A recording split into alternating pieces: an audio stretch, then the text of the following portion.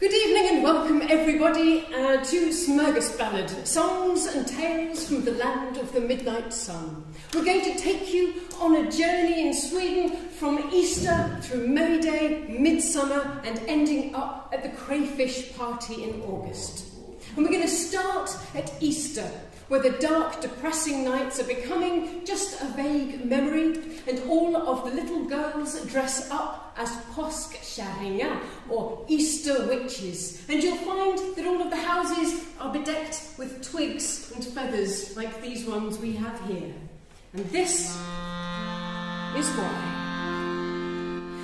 Hej alla häxor tar från kasten, vi ska till Blåkulla fara. Hej alla häxor tar från kasten, vi ska till Blåkulla fara.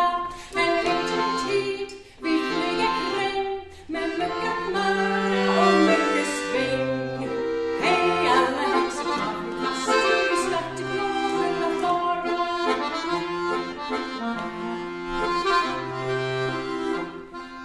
Hey, all you witches, take your brooms out, we're on a Blåkulla journey. Hey, all you witches, take your brooms out, we're on a Blåkulla journey. And for a while, we'll fly about with all the gusto that we can flout. Hey, all you witches, take your brooms out, we're on a Blåkulla journey. The Thursday before Easter was the time of year that the devil chose to have his earthly court with all of the witches in Sweden. Now this took place in a meadow called Blåkulla, or Blue Hill. And legend has it that this meadow was beautiful and huge, so large in fact that you couldn't see the end and could only be reached by the power of magical flight, in other words, on a broomstick. Now, in the middle of this field there was a gate, and through this gate was a smaller meadow, and in this meadow there was a house, and in this house there was a room, and in this room was a long wooden table. And it was at this wooden table that the devil met with all of the witches in Sweden. The devil himself wore a big black floppy hat on his head, and a bright red beard, long grey coat, and for some reason only known to the devil, red and blue stockings. Now, for most of the year, these witches lived normal lives in normal communities. So, apart from the occasional incantation or spell, this Thursday before Easter was the one time of year that they could be who they truly were and to carouse with the devil. One witch in particular had managed to keep secret her identity, and for many years would sneak off to Blåkulla whilst her husband slept. But he had noticed that she felt very cold and still lying in bed next to him every Thursday before Easter. One Easter Thursday, the husband went off to his neighbour's cottage for beer, as old men out in the forests of Sweden like to do, and there was much drinking and there was much singing. Nu det påsk igen, ja, nu det påsk igen, påsken vill vi dricka näppa. Nu det påsk igen, nu det påsk igen, påsken vill vi dricka näppa. Löjtens är ju gott och Skåne är ju gott och Reinesholms det är ju den vi vill ha. Rånäs är ju gott och Tallbergs är ju gott och Skärgårdsstads det är väl godkänt.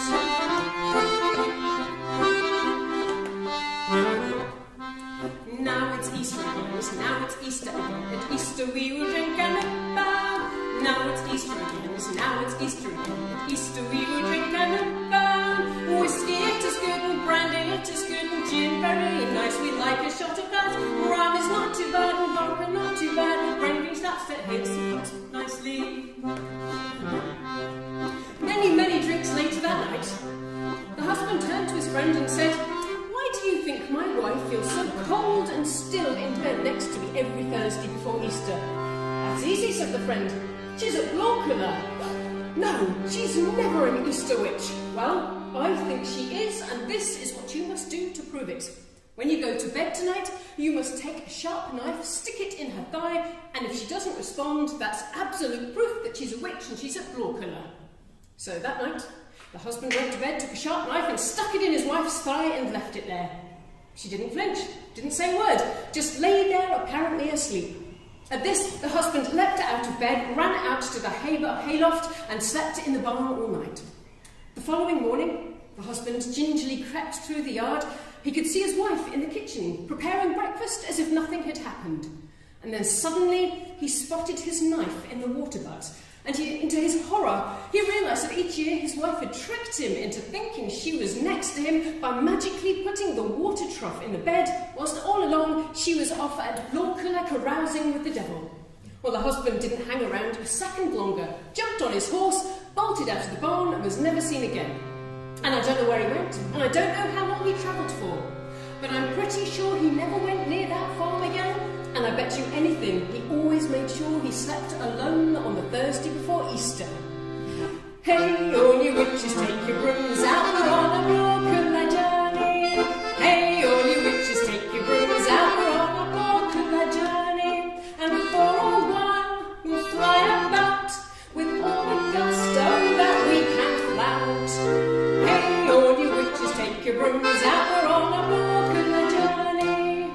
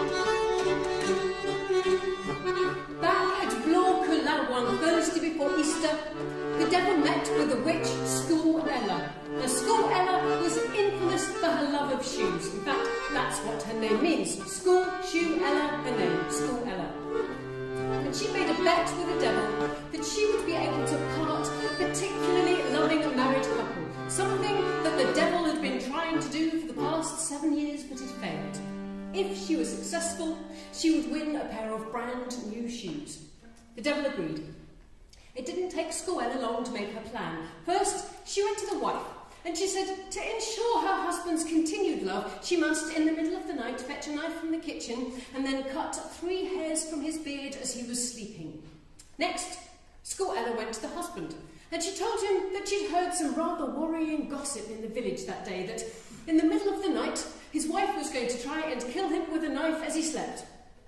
Well, that night, the husband and the wife went to bed, the husband slightly concerned, and sure enough, the wife crept downstairs to the kitchen, fetched a knife from the kitchen drawer, crept back upstairs again, and was just leaning over her husband to cut the 3 hairs from his beard when the husband, who'd only been pretending to be asleep, opened his eyes and saw his wife above him with a knife.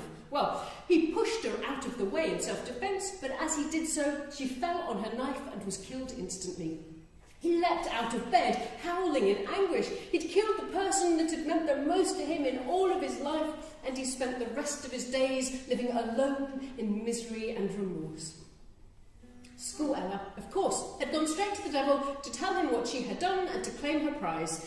At this point, the devil realised that she was indeed the most evil witch in Sweden, in fact, even more evil than he, the devil himself, and he didn't dare to hand over the shoes by hand, but stuck them on the end of a long pole to keep her as far away as possible.